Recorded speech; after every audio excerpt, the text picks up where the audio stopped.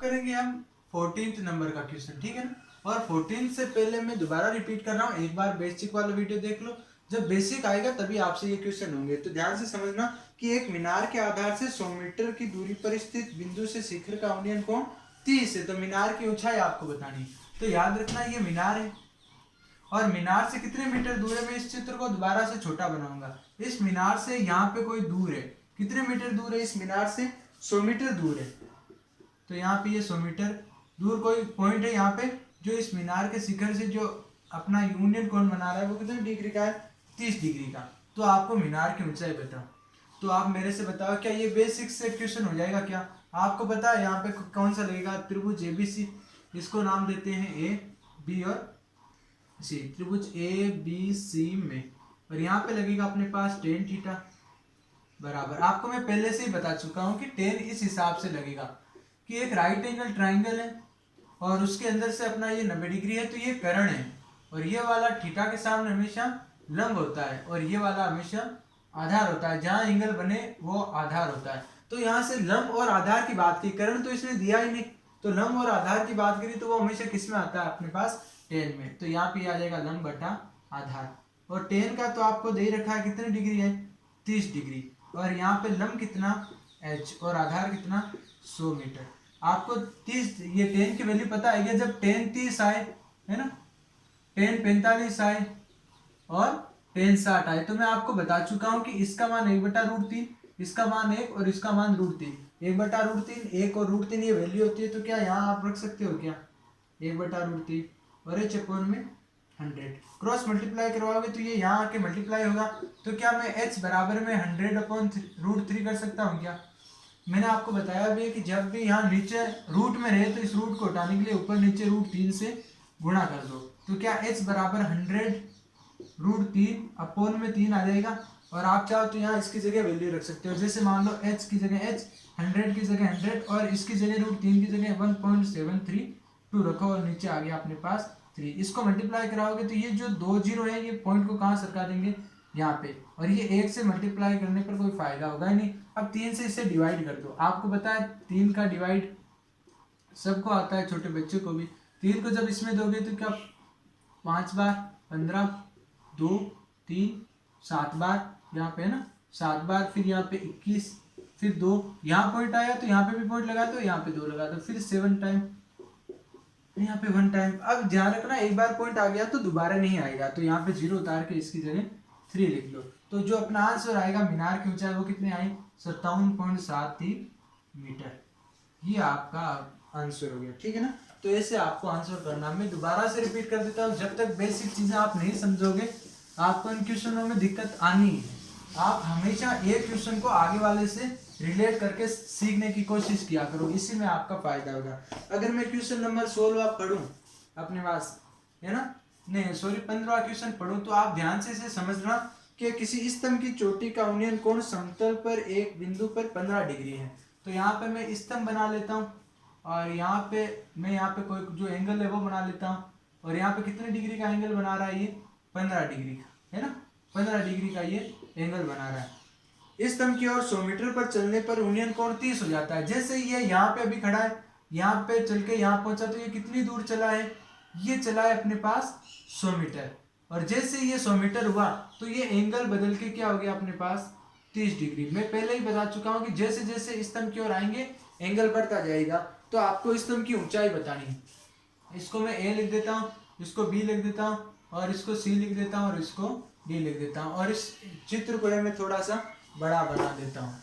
और ये चित्र मैं कैसे बना रहा हूँ, क्यों बना रहा हूँ, ये आपको बेसिक वाला वीडियो में सारी चीज़ें आपको पता चल जाएगी। एक बार आपको वो देखने की आवश्यकता है तो सर्च करो या फिर आप प्ले चैनल में जाओ, वहाँ पे आपको मिल जाएगा। तो यहाँ पे एंगल कितने का बना था अभी 30 का, यहाँ पे कितने का 15 का, और इन दोनों के बीच में जो गैप था वो कितने का था अपने पास, वो था 100 मीटर का। कि जब भी ये अभी यहाँ खड़ा है ना, अभी यहाँ खड़ा है तो 15 का कोण बन रहा है। जैसे ये 100 मीटर चल के यहाँ पहुंचा एंगल हो गया 30 का। तो इसको मैं ए बी सी और डी नाम दे देता हूँ। ये जगह खाली है तो मैं इसको एक्स मान लेता हूँ और इसको ये अपने को ज्ञात करेंगे। तो आप एक चीज ध्यान से समझो है ना, ये चीज आप ध्यान रखें। ये जो एंगल दिख रहा है, इससे पहले मैं आपको 2 चीजें बताना चाहता हूँ कि एक अपने पास त्रिभुज अगर होता है ना, और इसका अगर ये वाला कोण और ये वाला कोण अगर बराबर हुआ, जैसे मैंने कहा 30 ये और 30 ये, तो ये बराबर होता है, तो हम क्या कहते हैं कि ये इस लाइन के ऊपर बना है ना, ये वाला कोण भी इस लाइन पर, ये वाला कोण भी इस लाइन पर, तो आपको ये दोनों लाइनें बराबर होगी। मतलब जिस पर अगर मान लो मैं ऐसे बनाता हूँ, है ना, कि मैंने ऐसे बना दिया ऐसे, और मैंने बराबर कौन सा कर दिया कि ये वाला भी 30 है और ये वाला भी 30 है, तो जो साइडें इक्वल होगी वो ये वाली साइड कभी भी किसी के बराबर नहीं होगी, बल्कि कौन सी होगी, ये। मतलब जिस लाइन के ऊपर जो एंगल बनते हैं वो कभी भी बराबर नहीं होते। यहाँ पे अगर इस लाइन पे बने तो ये कभी भी बराबर नहीं होंगे। मैं ये समझाना चाहता हूँ कि अगर दो कोण बराबर हुए अपने पास, तो ये दो भुजाएं भी अपने पास क्या हो जाती है, ऑटोमेटिक बराबर। और अगर दो भुजाएं बराबर है तो दो कोण बराबर है। एक तो ये वाली बात है जिसे हम समद्विबाहु त्रिभुज के नाम से जानते हैं।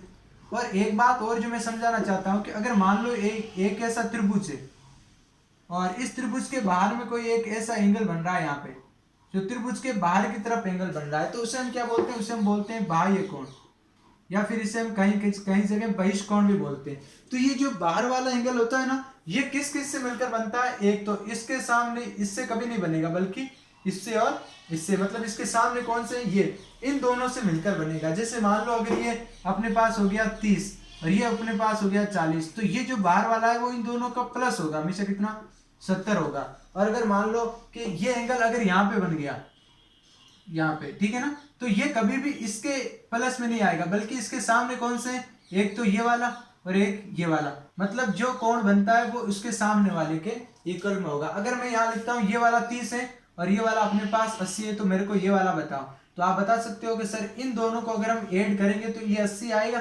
तो आपको पता है ये 80 में से 30 घटा लो कि 30 में क्या जोड़े कि 80 आ जाए, तो आप कहोगे सर 50 जोड़ो, तो ये बहिष्कोण में होता है। और वही काम हमें यहाँ पे भी करना है। अब हमेशा ध्यान रखना कौन सी चीज हम कैसे इसको रिलेट कर पाते हैं। तो अगर आपको मैं एक त्रिभुज का नाम बताऊं जिस त्रिभुज में ऐसा लिखा है कि त्रिभुज ACD में, आप ध्यान से समझना मैं कौन सा त्रिभुज दिखाना चाहता हूं, ये वाला A, ये वाला C और ये वाला D। तो आपको मैं ये त्रिभुज दिखाना चाहता हूं, ये जो आपको ऐसा दिख रहा है, ऐसा दिख रहा है क्या, यहाँ पे A, C और D। और अगर आप हल्का सा देखोगे तो यहाँ पे अपने पास कितने डिग्री के लगा है, 30 डिग्री। ये लगा है कि नहीं लगा, यहाँ पे 30 डिग्री C के पास में, और ये वाला कितना है, 15 डिग्री। और अभी मैंने जस्ट आपको बताया था अगर ये वाला 30 है तो ये किसके इक्वल में होगा, अगर मैं इस त्रिभुज को थोड़ा सा बड़ा बनाऊं